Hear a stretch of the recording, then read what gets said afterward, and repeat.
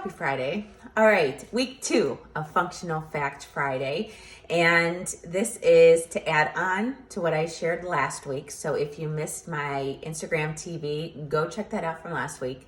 But today I want to share a little bit about the symptoms, but not because there are a lot of symptoms that I am just going to put in the comments. So when you're done watching this, look in the comments below and do a self gut check with yourself if you have or ever have experienced any of these symptoms, because yes, they are all related to the EBV virus, the Epstein-Barr virus, otherwise known as mono, but you didn't have to have mono at some point in your life. And I went into all of that last week. So take a look at that video as I share that.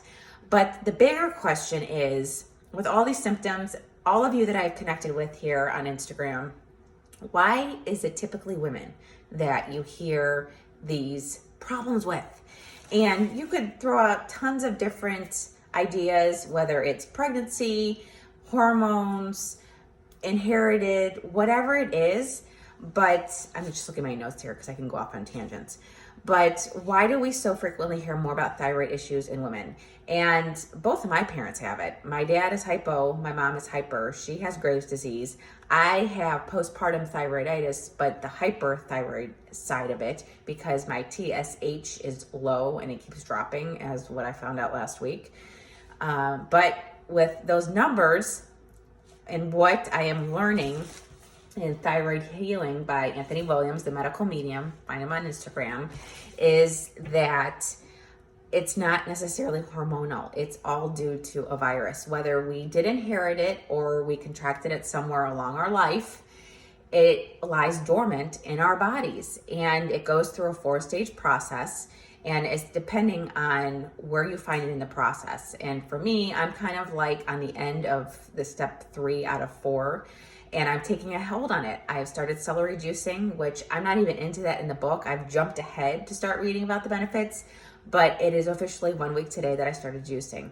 And it was tough the first 2 days. I thought I was gonna gag. I didn't think I could get through it, but I'm now a full week in and I look forward to it every morning. It's the first thing I drink when I get up. I'm up to 20 ounces, whereas a serving, you should be drinking 16. I started with 10.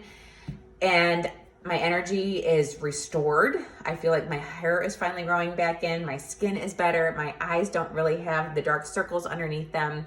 My muscles aren't aching, like they don't feel like they're ripping out of their sockets. Like maybe it's a placebo effect. I don't know, but I am going to continue it because it's doing something. And it was with women that back in the 40s and 50s, when medicine just isn't what it was that it is today. When we were going to the doctor's office and complaining about all these issues, from depression, anxiety, mood swings, excessive sweating, body temperature fluctuations, brain fog, heart palpitations, and everything in between. And a lot of that is what I was experiencing. But then they contributed to, well, you're just going through menopause. Oh, it's just postpartum related. Oh, you're just super tired from motherhood. And they would just slap a label on it, give them some medication and move on. And that's the big thing, especially nowadays, is that doctors aren't necessarily nutritionists. And I'm not digging on doctors, but they aren't. And I'm more of the person that if I need to dig deeper, I'm going to go to a functional medicine doctor, because they truly look at the whole spectrum of who you are, what you were, where you should be, what you're eating, and they piece all the parts together, because the medical field is huge. And yes, I'm on medicine. I am on a half a dosage of Tapazole to regulate, and who knows if that's finally kicking in, if it is or isn't the celery juice, but I'm still on that while I'm drinking the celery juice and now being very aware of my diet. I'm not into the nutrition part of the book yet, but I'm starting to become very aware in what is in my food. So I'm trying to cut out, not totally omit, but cut out dairy, eggs, gluten, soy. I'm being very aware of those, but like my Friday night pizza, no one's messing with that. I'm gonna still enjoy my cheese on my pizza, But I had a Christmas cookie last night, and I really haven't eaten any processed sugars in a couple weeks, and my stomach was in knots last night, knots. So not worth it. But I digress. Like I've said, going off on a tangent. So But the thing with EBV virus is that it's not just women, it is men. But men are kind of like, they're that stoic person that thinks nothing's wrong with me, or they're too afraid or don't want to deal with going to the doctor. So it's the women that are stepping up. It's kind of like when you read a review online, you don't necessarily see the good reviews, you see more bad reviews, and it's because those are the people that are speaking up. Women, we wear many hats in the day, especially as mothers. So if something's not right, we're going to speak up and we're going to figure out how to get better. So much of it has to do with the reproductive cycle, obviously, because every month our system's going to tremendous overhaul and underhaul, and energy sucked from us, and we may not feel good. We may be dealing with headaches and bloat and inflammation and all this stuff. And from coming off of the menstrual cycle to going on it, I mean, we could be going through this process twice a month, some of us.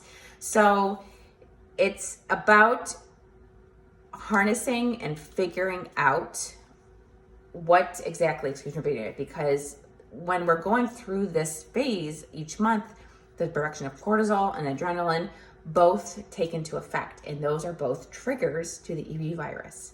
So, if this is happening truly twice a month, we're going to deal with some of the symptoms that I talked about last week, which could be as simple as a cold or a flu or headaches or backache. All of that stuff are symptoms, and whether they are truly hormonal based or they are EBV related, it's still something we need to be aware about. But we live with more expectations these days than ever.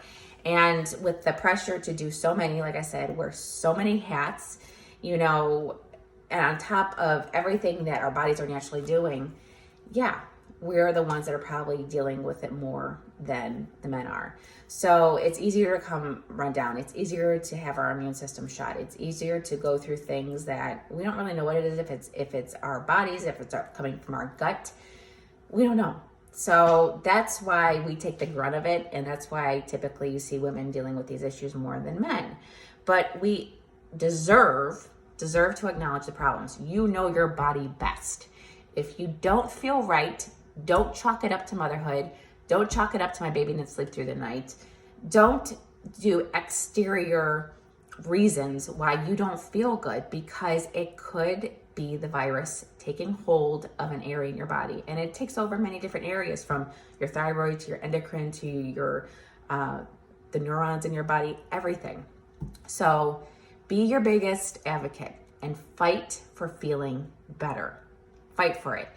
Read this book. I'm telling you, whether the sun's in my, I did this last week too. I'm always at the wrong time of day. You gotta be your biggest advocate. You gotta educate yourself, because doctors only know one side. And if you don't have the means to go outside of who you normally see, then do your research. Like I said, this book is amazing. He's got many in the series. This is just one of them in his series. But if you figure out and you pinpoint your struggles, then you're going to be able to change.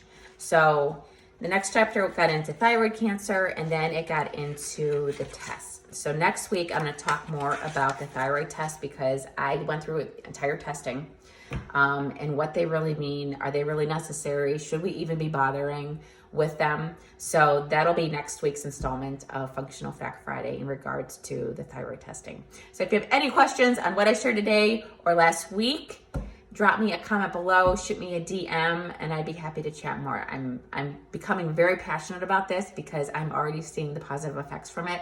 So please don't hesitate to reach out. No question is dumb.